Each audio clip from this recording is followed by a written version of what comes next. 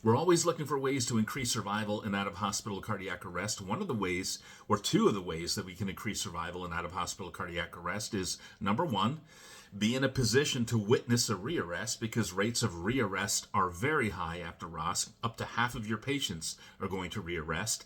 And number two, be in a position to act immediately when they do rearrest. Let's look at some data.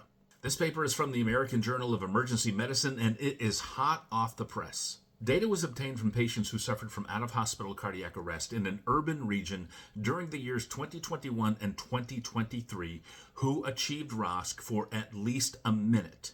This was 235 patients, half of them rearrested. Of the patients who presented in asystole once rearresting, 60% of them had a delay in initiating compressions, with the median delay being 18 seconds. Here's the finding that hurts. Of the patients that presented in ventricular fibrillation upon rearrest, 80% of them had a delay in defibrillation, and defibrillation should be immediate in these patients. The average delay in defibrillation was over a minute.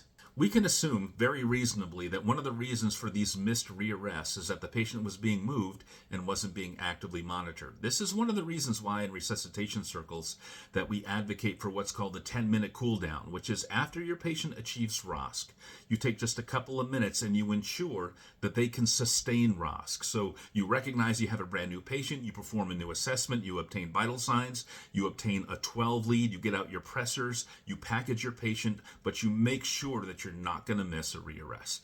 Patient movement is a huge fail point when it comes to missing rearrest after ROSC. And the two things that we can do to mitigate that are not moving with your patient too soon and ensuring that you're monitoring your patient the entire time. Link to the paper in my bio or in the video description if you're on Facebook.